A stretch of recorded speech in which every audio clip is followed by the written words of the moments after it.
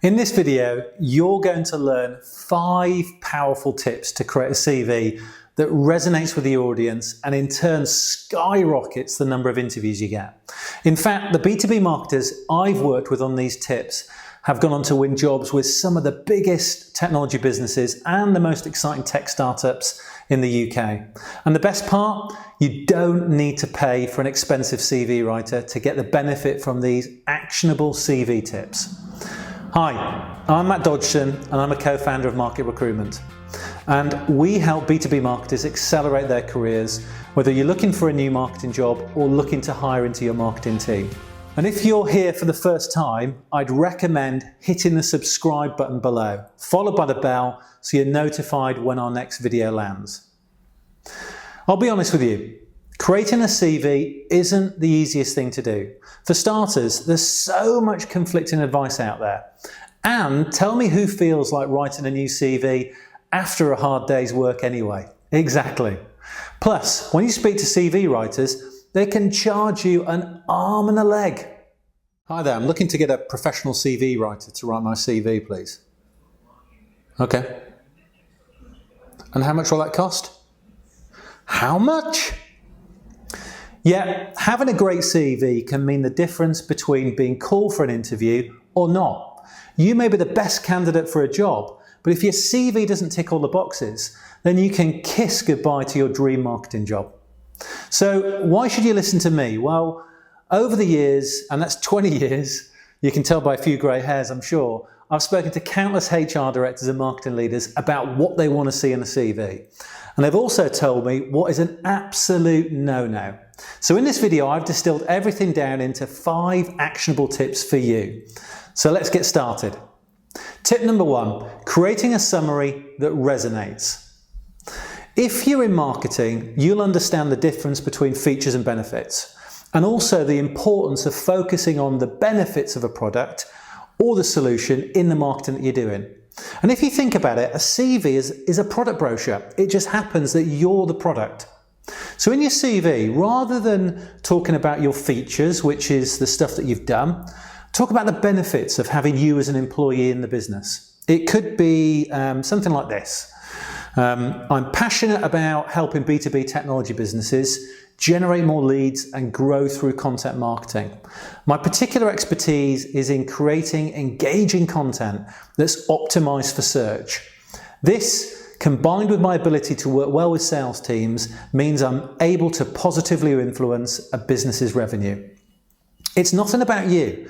It's not I'm passionate, committed, enthusiastic, because that's all subjective really. It's also nothing about what you want, because companies at this stage, quite frankly, don't care. Your summary should simply be about the benefit that hiring you will bring. Okay, let's get on to tip number 2, which is how to position your CV for the job that you really want.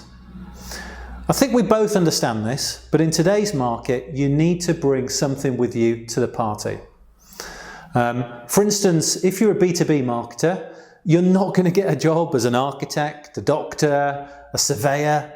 Over and above all your great personal attributes, you need to have a good understanding of the company's market, the tasks that a company is looking for somebody to do, or a track record in helping a company achieve similar goals. Yet in a CV, we sometimes don't go far enough to actually show this. So what do I mean? Well, here's an example of what not to do. If you were to pick this CV up, you wouldn't really know what this person markets, who they market to, nor the purpose of the marketing that they were doing. Is their experience more about demand gen, inbound, brand awareness, retention? Who knows? Now, I'm sure we could guess, and I'm sure we could go online and start to look at this company and gain a better understanding, but we should be giving a CV writer all the information to make it as easy as possible for them to understand that. So here's an example of what to do. As you can see here, it says exactly what I've been marketing and who to. It clearly shows the purpose of my role, and beneath I also categorize my experience in keywords so it stands out. The benefit here is that someone reading this will be under no illusion what you can do. And because very few people are doing this, when you're applying to work at amazing companies, your experience will simply just stand out. Right then, now for tip 3, which is how to structure your CV. If you're like most people, when you decide to start looking for a new job, then one of the first things you'll do is dust off the old CV, or at least try and find it in the first place. And then once you've got it, you'll create a bit of room at the top, so you'll create a gap, and then you'll stick your latest role in there. Job done, right? Well, maybe not so quickly. The problem with this is that you can get, as you become more experienced, I guess, your CV can become just so long. So all I suggest here is what I call the reverse Christmas tree effect. And what you want to do is you want to make sure that your last role takes up the biggest chunk of your CV at the top, and then your previous roles slightly less. And you might then start deleting stuff off the bottom of it. So why do this? Well, it's partly to do with the CV just getting too long, but mostly because you're more likely to get the next role based on the role that you've just had. So using the most amount of space in your CV to describe your last role just pays dividends. It just makes more sense to do, really. So tip number 4 is ROI, ROI, ROI. And if you're a serious B2B marketer, then you'll know just how important this is. And our clients certainly do, because when we speak to some of them, they simply will not bring in candidates because there's no ROI figures in their CV. So it's super important. So this one's pretty obvious. So get some ROI, whatever it might be, on your CV. Ideally something to do with revenue, so pipeline, MQLs, rather than maybe sort of increasing social presence. By doing that, you're simply showing that you are a modern B2B marketer, somebody who's commercially orientated, somebody that can turn a pound into whatever it might be. Finally, tip 5 is all about keywords. In most cases, the person who's first looking at your CV might not even be a marketer. It could be a recruiter like us, or someone in HR or an administrator, and ultimately they're just looking for the right words in your CV. So the theory here is no different to the mechanics of an SEO or a pay-per-click campaign. You want to make sure that you've got the right sort of keywords in your CV that people are searching for. And that could be broad terms like demand gen or content marketing or field marketing. But more so these days, some of the technology that you've worked on, whether it's Marketo, Lead Forensics, Drupal, Salesforce, knowledge of these tools is also important.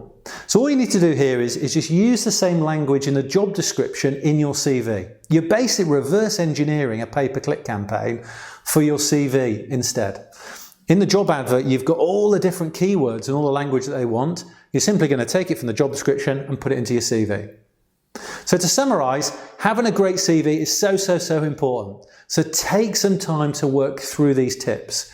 And if you do, I am super confident you'll see a big increase in the number of interviews for B2B marketing jobs you've been called in for.